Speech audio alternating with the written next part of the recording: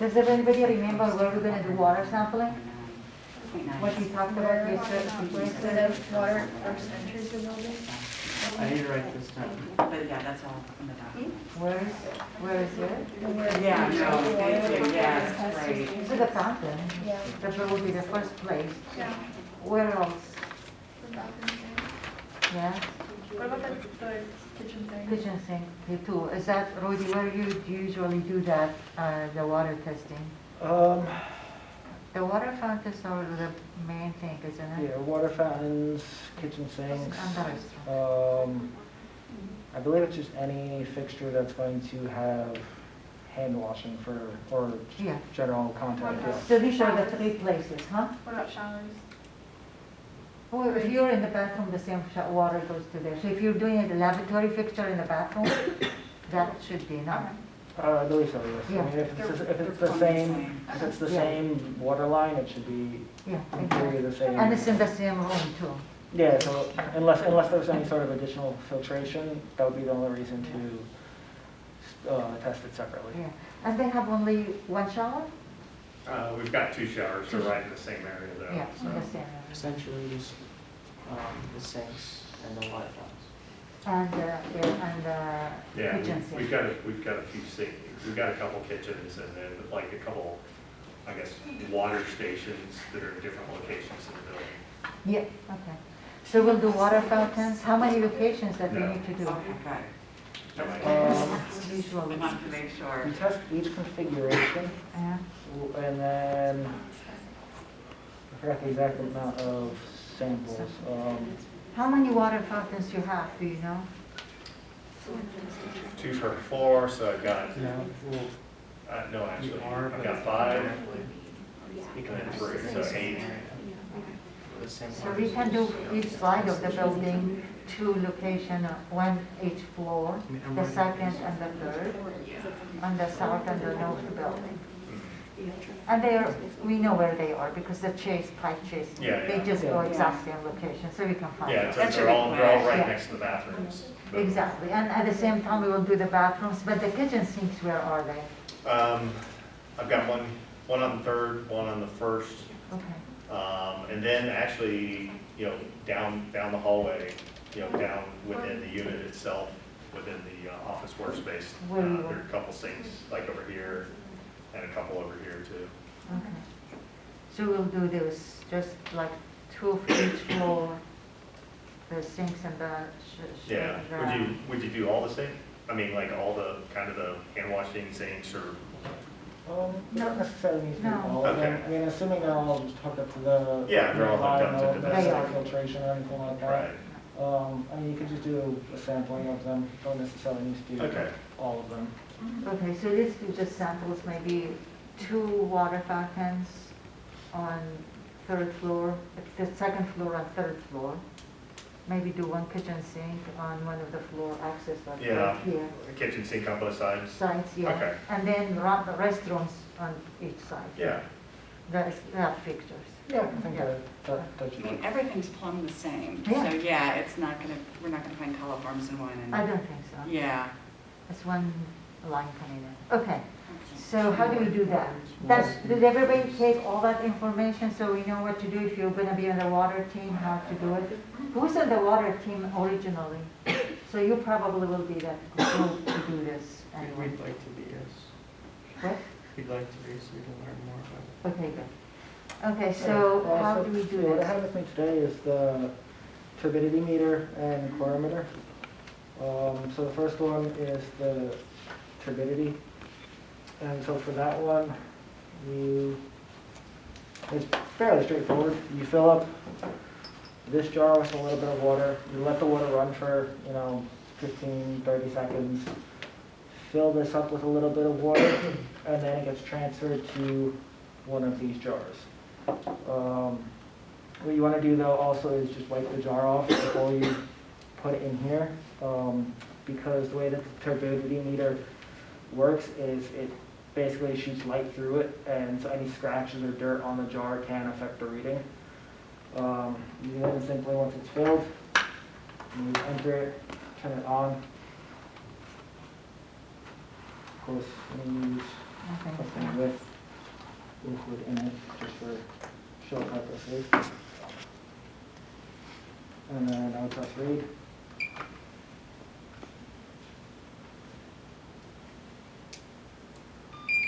And I'll give you a reading. Of course, these are calibration ones, so it's very high for that I was purpose. gonna say, what's in there? When you say to run it for 15 to 20 seconds, is that before filling up the jar? Yeah, so you just want to let the tap water run for a little Yeah. bit, just to, clear the lines. Okay. And then Um, how much water, like, is there a specific milliliter that we need to fill it to? On these jars, you can just kind of fill to the line. Yeah, and then, you put in, you let it run. For the way that well works is they will do 3 readings, and then it's the average of the 3 readings. And then that's really about it. Turbidity is pretty straightforward. And yeah, I mean, these are calibration ones, so curiosity actually, I think this one. What is the meter testing, what's it called? This, the turbidity meter? Turbidity meter. We're gonna pass it so you can take picture of it and use it for our presentation. I mean, that's that's about it That's for it, the yeah. turbidity. You take 3 readings at each location, the average, and that's it. Excellent. Are we testing for anything else besides if they do like a call forms or anything? That unfortunately, I mean, I don't have the stuff to do that because that is something you would order from the lab. They'll ship you a cooler, they ship you a whole lot of jars and vials, and it's fairly time consuming because each jar for each contaminant has specific requirements. So you might have one jar where you need to fill it up, add a couple drops of hydrochloric acid halfway, fill it up again, add 2 more drops, let it sit upside down for 90 seconds, and then package it. Then you might have another one that's lined with a different chemical, and you need to fill it up. So basically for each fixture, they'll send you about 30 jars. Wow. And it's a little tedious because they also, because of the chemicals in it, you can't spill a drop. They want you to fill it up perfectly to the line or to the rim without any bubbles, and nothing can be spilled. So it's a little tedious. Is that something that we can send out to an external lab? I mean, you can reach out to a lab and they can ship you the stuff for you to do it yourself. Well, actually, I'm thinking if we could take a sample and send it out to an external lab, because that's what we're doing with our research. Unfortunately, I don't think that would work just like that. You need to do the jars that they send you. Okay, Just because some of them are preservatives in the jar, some of them are reagents. okay, okay. So it's very prescriptive? Yeah. Okay. Yeah, and things like coliform, it has to get to the lab within 24 hours and under 5 degrees Celsius. Okay, Otherwise, so no it's, good. yeah, okay.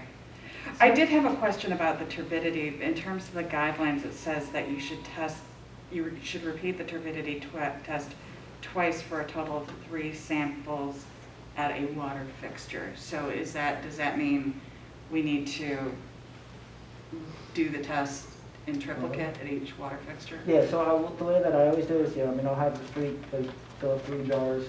Put Okay, one jar, put that aside, do the next jar, Gotcha. and just get, 3 separate readings for each fixture. okay. Do we have 3? I've got Excellent. jars here Okay, and excellent. plenty of extra jars. Excellent. Then, so for the colorimeter, this one you start using with some reagents. Again, you fill up this jar, pour into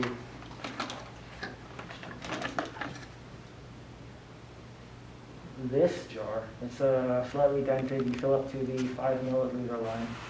But with this one, it works a little different. We have 2 reagents. One for free chlorine and one for total chlorine.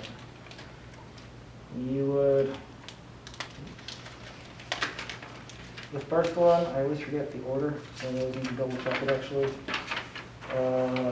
It is free chlorine, I believe.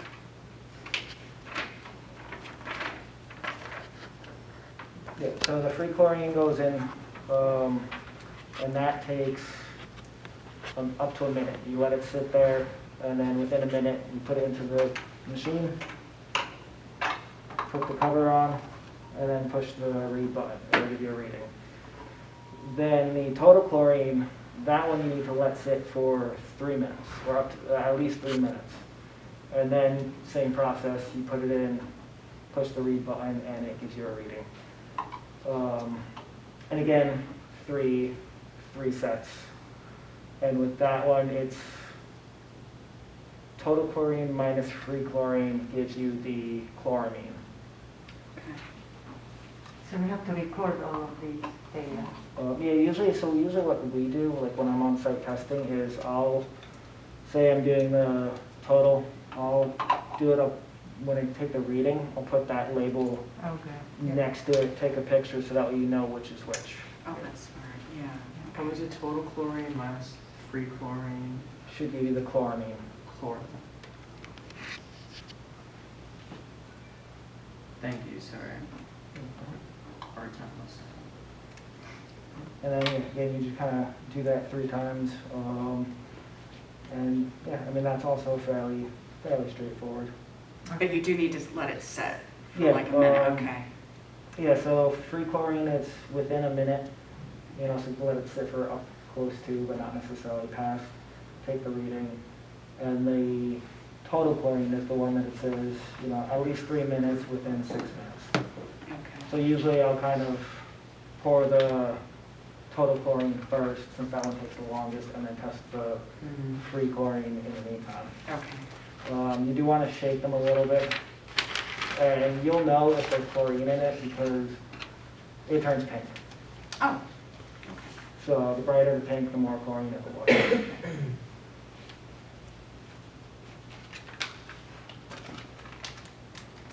Sounds good. And that one, of course, if anyone, whoever does that, there's the instructions and everything too, in case you get a little Oh, okay. confused with it. hard to commit these things to memory, like on the fly. At least I have the notes for like the future, I guess. That's why I still always have to double check that. They always forget the order on site. Yeah.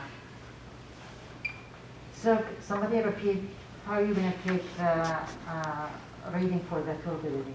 So we take samples for 2 water fountains, 1 sink for each side in each level.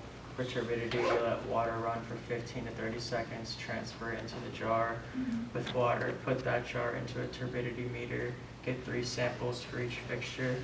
For chlorine, we fill the jar with water, pour it into the little jar, 5 milliliters. Free chlorine takes up to a minute, and put it into the machine, let the total chlorine sit for 3+ minutes. Put that into the machine and let it read. Run 3 sets, total chlorine minus free chlorine equals the chloramine. And then shake the bottles. Good job. Slow clap. Excellent. Let's test decibels.